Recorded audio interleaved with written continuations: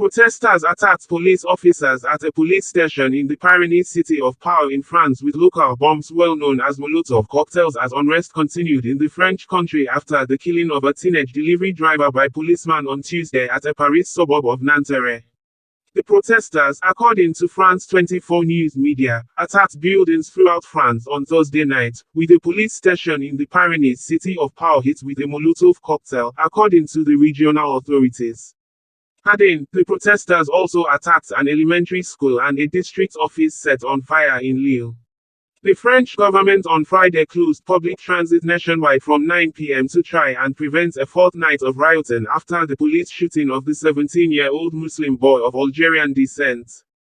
The killing of Nahel M., a French teenager of Algerian and Moroccan descent by a police officer has set off days of protests in France with the crowd of protesters chanting, "We don't forget, we don't forgive." Over 40,000 police personnel have been deployed across the country to try prevent further protests and violent destruction of public properties and buildings.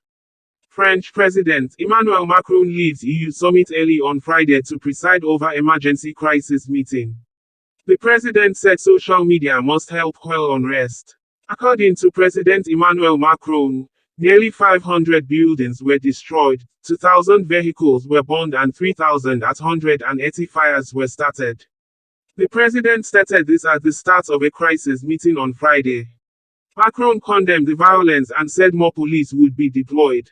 Macron urged parents to keep teenagers at home, saying, at least a third of those arrested are young people, while calling for social media restrictions to quell rioting.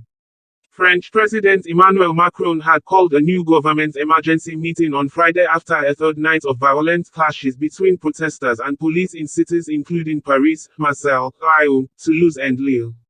The 40,000 police officers were deployed in France on Thursday night, nearly 4 times the number mobilized on Wednesday, with more expected to be deployed as more violent protests anticipated.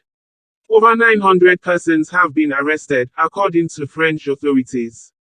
Police had initially reported that the teenager was shot after driving his car at police, but this, according to France 24, was contradicted by a video that rapidly went viral across social media and was later authenticated by AFP. The video shows the 2 policemen standing by the stationary car, with one pointing a weapon at the driver. A voice is heard saying, "You are going to get a bullet in the head." The police officer then appears to fire as the car abruptly drives off before gradually coming to a stop. The incident has sparked 4 nights of violent unrest in the capital and cities across France that have seen protesters clash with police. In her first media interview since the killing of the teenager, Nahel's mother, Marnia, told the France 5 channel that, "I don't blame the police, I blame one person, the one who took the life of my son." She said the 38-year-old officer responsible, who was detained and charged with voluntary manslaughter on Thursday, saw an Arab face, a little kid, and wanted to take his life. The memorial march for Nahel, led by Marnia, ended with riot police firing tear gas, as several cars were set ablaze in the western Paris suburb of Nanterre, where the teenager lived and was killed. The French Interior Ministry had said that a total of 249 police officers and gendarmes were injured on Thursday night amid protests that erupted for the 3rd consecutive night in France. In the city center of Marseille, it was gathered that a library was vandalized, according to local officials, and scuffles broke out nearby when police used tear gas to disperse a group of 100 to 150 people who allegedly tried to set up barricades. It was also gathered that multiple public buildings were targeted in Saint-Denis, in the Paris metro area, according to France 24. France 24, while quoting a police source, reported that in the suburb of Drancy, looters used a truck to force open the entrance to a shopping center, which was then partly looted and burned.